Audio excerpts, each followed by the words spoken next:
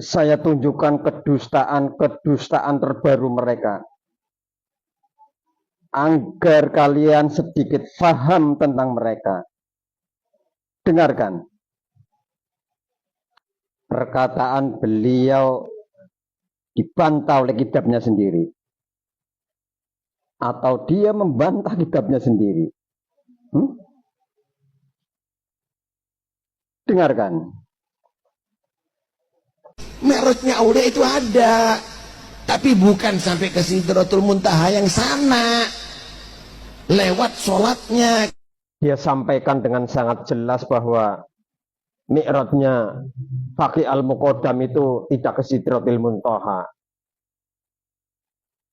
Tapi dia dibantah oleh kitabnya sendiri, kitab yang diyakini dia sendiri. Coba dengarkan apa yang disampaikan oleh Kiai Haji Idrus Romli. Coba dengarkan. Ini bangsa mereka nih yang ngomong ini. Dengarkan. Ini kelompok mereka nih yang ngomong ya. Kelompok mereka sendiri yang ngomong ini. Coba dengarkan. Jadi ada 3 riwayat. Di antara isi surat Al-Faqih Al-Muqaddam kepada Syekh Sa'ad, salah satu gurunya, beliau berkata, aku telah dimi'rajkan oleh Allah ke Sidratil Muntaha sebanyak 7 kali. Dalam satu riwayat 27 kali dalam semalam, dan dalam satu riwayat 70 kali. Sangat jelas sekali. Kitab mereka mengatakan bahwa Faqih Al-Muqaddam itu mi'raj ke Sidratil Muntaha.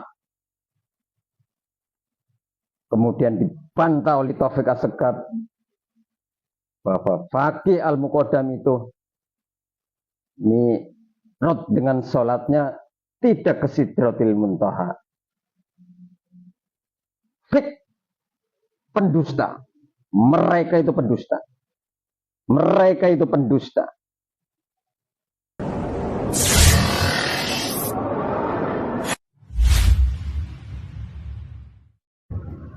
Kanjeng Nabi Muhammad Sayyidul Anbiya wal Mursalin, pimpinan para nabi, para rasul. Bahkan Nabi Muhammad Sayyidul Khalqi, pimpinan semua makhluk. Kanjeng Nabi Muhammad Habibullah, kekasihnya Allah, itu mengalami Isra Mi'raj dalam hidupnya namun 1 kali saja. Kalau ada orang yang bercerita dia pernah mi'raj semalam ping 7, semalam ping 40, dan itu terjadi sekian tahun, Anda wajib tidak percaya. Bahkan kalau niatnya merendahkan Kanjeng Nabi, mengunggul-unggulkan nenek moyangnya dibandingkan dengan Kanjeng Nabi, secara sulam taufik ini pun sudah murtad. Kenapa? Karena tidak ada yang bisa mengungguli keistimewaan Kanjeng Nabi Muhammad sallallahu alaihi wasallam. Nopo malih mengungguli, sama saja tidak mungkin. Nopo malih sama, mendekati aja tidak mungkin. Nabi Ibrahim, Nabi Musa, Nabi Nuh yang ulul azmi tidak bisa menyaingi Kanjeng Nabi Muhammad. Lagi orang kudu Nabi, kudu Rasul, kewaliannya ditanyakan mengatakan mbak bumi roti petang bulu songi. Kalau niatnya merendahkan Kanjeng Nabi secara sulam taufik, murtad loh itu. Hati-hati.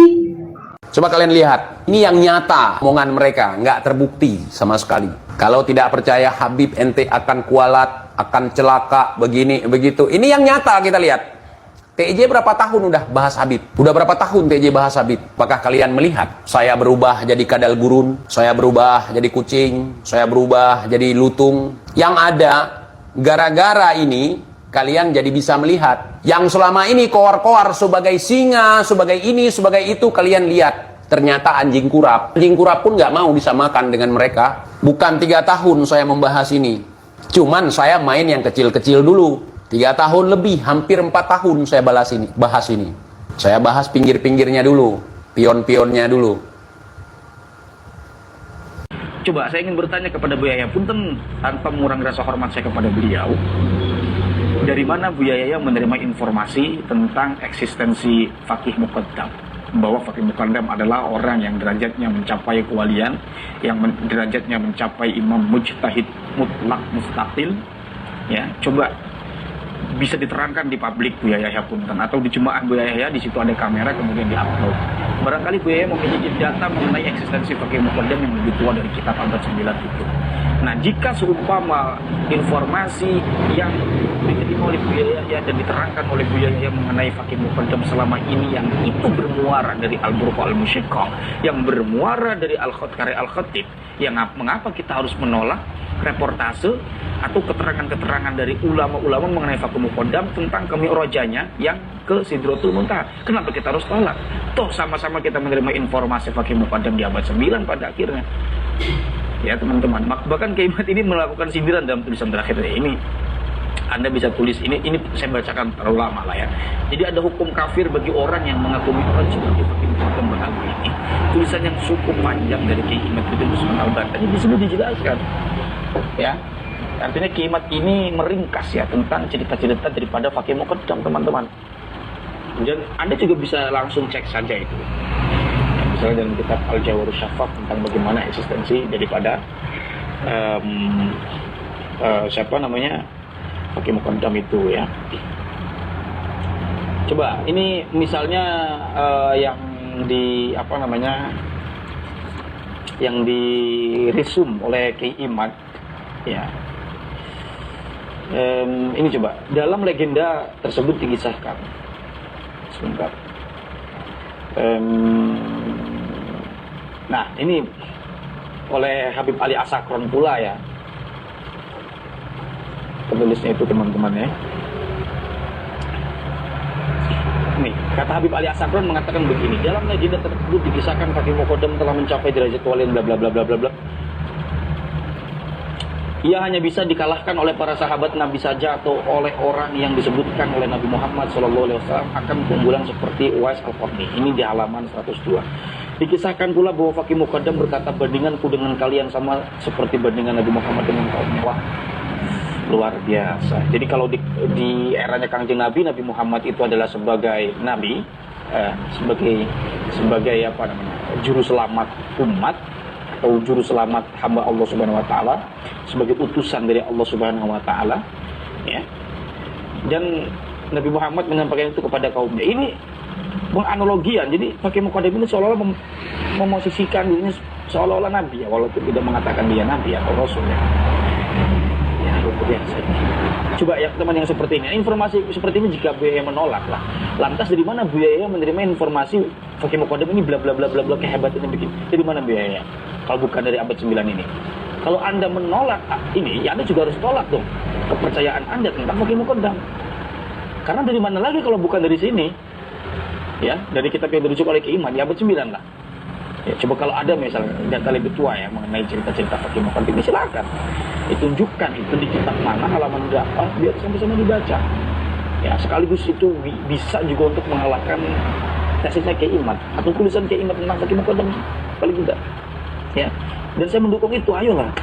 Punten ya Buya Yahya, punten. Sekali lagi nih untuk orang-orang yang barangkali jemaahnya atau santrinya Buya Yahya, jangan terlebih dahulu Anda merasa tersinggung. Ini bukan persoalan nama besar, Pak. Ini bukan persoalan like or dislike, tapi coba kita diberikan akal pikiran secara terbuka, ada Pak.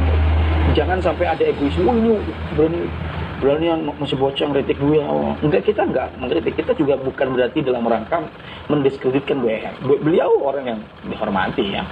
Bagi sebagian orang, beliau orang yang dihormati, orang yang dimuliakan.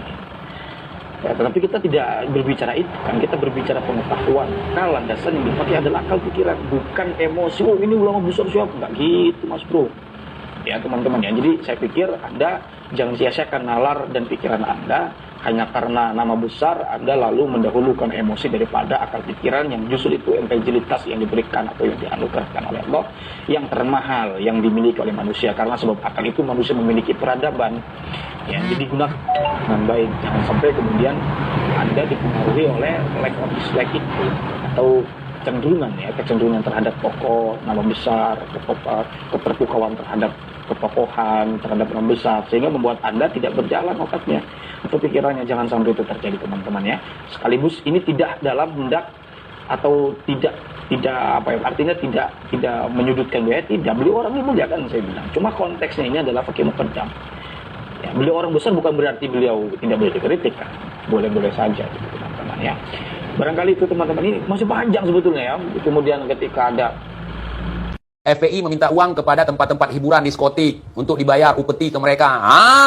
Terima kasih Kibin. Muah. Imat jadi ketua FPI Kresek malah bikin proposal mintain uang ke diskotik dan tempat-tempat maksiat. Ketahuan ketua FPI Kabupaten Tangerang Habib Muhammad dinasehati, Imat malah ngamuk. Bagus sekali. Sampai sekarang masih berlaku itu. Ente nggak tahu?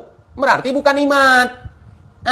Imat jadi korban fitnah. Saudara, kira-kira yang saya katakan selama ini fitnah bukan? Dusta bukan? Ini Kibin sendiri yang ngaku nih. Kibin sendiri ngaku. Artinya yang saya ceritakan itu ada. Saya bukan ngarang-ngarang. Sampai sekarang itu masih ada. Kiai Imat kan udah berseberangan dengan mereka. Masih ada. Berarti bukan Kiai Imat pelakunya. Ada orang lain. Kalau nggak Bahar mana bisa bermewah-mewahan. Memang kalau bukan orang perang gitu, gampang kita mengorek informasi, saudara. Jadi Habib itu lebih mulia dari ulama Kiai Semadura. Telapak kaki Habib yang kotor, yang pernah nginjak tainya sapi, tainya kerbau, tainya manusia, itu lebih mulia dari Kiai dan ulama Semadura. Para wali yang ada di Tarim itu lebih mulia dari para malaikatnya Allah, termasuk para malaikat utusan Jibril, Mikail, Israel, Israfil, Munkar, Nakir, Rokib, Atid, Malik, Ridwan. Kan iya, Beb? Betul, Beb, begitu, Beb. Tolong dijawab ya, Beb, ya.